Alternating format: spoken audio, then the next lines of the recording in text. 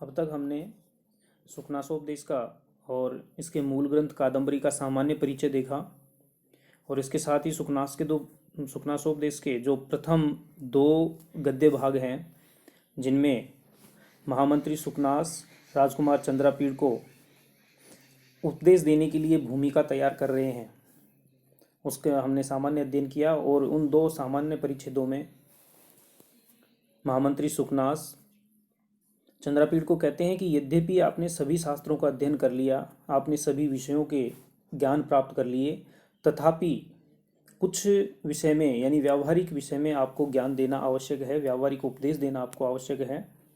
और उस व्यावहारिक उपदेश के तहत ही वो उसको पहले उसके लिए जो उपदेश देने की भूमिका है उसमें उसकी आवश्यकता क्या है, आपको क्यों उपदेश दिया जाना चाहिए, इसकी भूमिका तैयार कर रहे हैं। और उसको जो अनर्थ परंपरा है, जो गर्भेश्वरत्व है, जन्मजात प्रभु सत्ता है और नवीन युवावस्था है, अप्रतिम सौंदर्य और अलौकिक या अमानुषीय शक्तियां हैं, उसकी जो अनर्थ परंपरा के बारे में उसको बताते हैं। और इसके साथ ही जो राज्य सुख निद्रा का सामान्य असर है उसके बारे में उसको बताते हैं।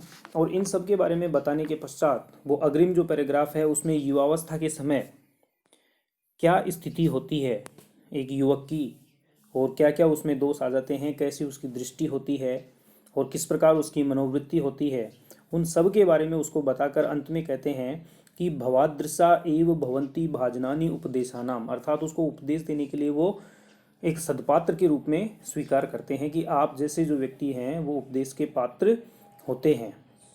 और फिर उसको उसका कारण भी बताते हैं क्योंकि अपगत मले ही मनसी स्फटिक मणौ इव रजनी कर करभ तयो हो विशंति सुखेन उपदेश गुणा, कि जैसे जिस प्रकार स्फटिक मणि में चंद्रमा की किरणें समाविष्ट हो जाती हैं, उसी प्रकार जो स्वच्छ मन होता है, जो अपगत मन होता है, उसमें उपदेश के गुण जो हैं वो उसमें समाविष्ट हो जाते हैं, वो उसको स्वीकार करता है। और ये जो स्लाइड है, इस स्लाइड में सुखनासोपदेश और कादंबरी का सामान्य परिचय है, साथ ही महाकवि बाण भट्ट की रचनाओं का सामान्य परिचय है। आज हम देखते हैं सुखनासोपदेश का जो मूल भाग है उसमें महामंत्री सुखनास चंद्रापीड़ को गुरु वचनों की महत्ता बता रहे हैं, गुरु का उपदेश कैसा होता है और गुरु उपदेश का क्या असर होता है उसके बारे में उसको सामान्य रूप से समझा रहे हैं। तो चंद्रापीड़ को कह रहे हैं महामंत्री सुखनास कि गुरु वचनम अमलम अपि सलिलम इव महद उपजनयति श्रवण स्थितम शूलम अभव्यस्य इतरस्य तु करिणः इव शंख आभरणम आनन शोभा समुदयम अधिकतरम उपजनयति। तो इन जो दो प्रारंभिक पंक्तियां हैं, इन दो प्रारंभिक पंक्तियों में जो गुरु का वचन है उसकी सज्जन और दुर्जन यानी सभ्य और असभ्य व्यक्ति के लिए उसका क्या प्रभाव होता है, वो उसे किस रूप में स्वीकार करते हैं, ये इसमें बताया हुआ है। जो असभ्य पुरुष है, जो अभव्य, जो द्वितीय पंक्ति का पहला शब्द है शूलम अभव्यम, उसमें लिखा हुआ है शूलम अभव्यस्य, अर्थात असभ्य व्यक्ति के लिए गुरु वचनम, गुरु का वचन, असभ्य व्यक्ति के लिए गुरु का जो वचन है वो अमलम अपि सलिलम इव श्रवण स्थितम महद शूलम उपजनयति। जो सुखनासोपदेश है या फिर हम कहें कि कादंबरी है, उसके जो गद्य भाग है उसमें एक भी और महत्वपूर्ण बात है कि लगभग हर पंक्ति में, हर लाइन में हमें अन्वय करना पड़ेगा। जैसे हम पद्य भाग का अन्वय करते हैं वैसे यहाँ भी अन्वय करना पड़ेगा। और अन्वय यदि हमने सटीक तरीके से कर लिया तो लगभग उस लाइन का, उस पंक्ति का और उस गद्य भाग का अर्थ करने में, उसको समझने में कोई परेशानी नहीं होगी। तो जैसे पहली पंक्ति का अन्वय है कि गुरु वचनम अभव्यस्य, या फिर अभव्यस्य गुरु वचनम अमलम अपि सलिलम इव श्रवण स्थितम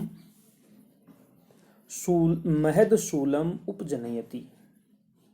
अभव्यस्य अर्थात दुष्ट व्यक्ति के या असभ्य व्यक्ति के, श्रवण स्थितम गुरु वचनम, कान में गिरा हुआ गुरु का वचन, अर्थात गुरु का वचन जब उसके कानों में जाता है तो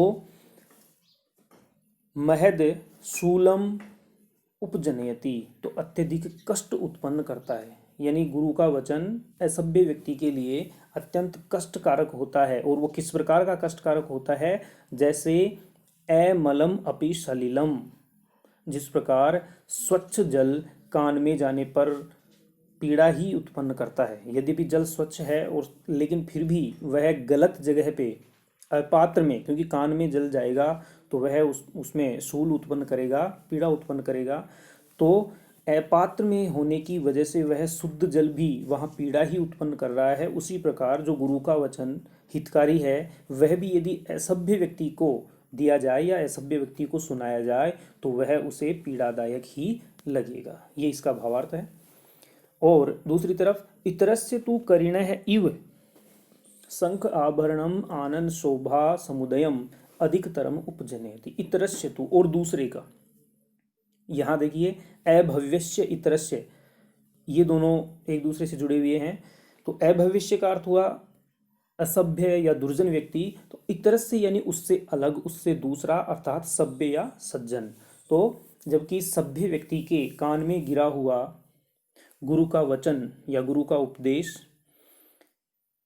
आनन शोभा समुदयम अधिकतरम उपजनयति, आनंद की शोभा को, उसके मुख की शोभा को, कांति को अधिकतरम उपजनयति, और अधिक बढ़ा देता है। यानी वही गुरु का उपदेश यदि सज्जन व्यक्ति को सुनाया जाए तो उसके मुख की शोभा को और अधिक बढ़ा देता है। किस प्रकार? जैसे करिण इव शंख आभरणम, जैसे हाथी के कानों में डाला हुआ शंख है वो उसके आभूषण के रूप में बन जाता है, उसका आभूषण बन जाता है, आभूषण की शोभा को धारण करता है। उसी प्रकार गुरु का उपदेश सज्जन व्यक्ति की शोभा को बढ़ाता है और दुर्जन व्यक्ति है उसके लिए वो कष्टदायक होता है।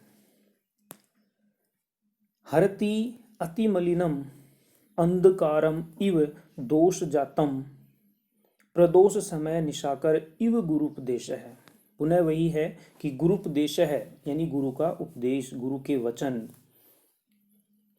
दोष जातम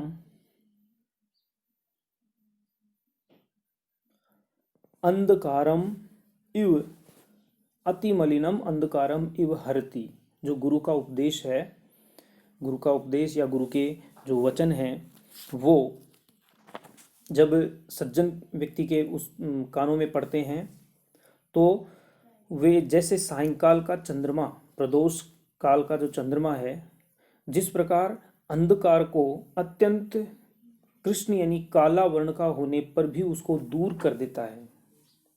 प्रदोष समय निशाकर यानी प्रदोष के काल का जो चंद्रमा है, रात्रि के काल का जो अंधकार गहरा जाता है, उस समय का जो चंद्रमा है वो अति मलिनम अंधकारम यानी अत्यधिक गहन अंधकार को भी हर लेता है, दूर कर देता है। अत्यधिक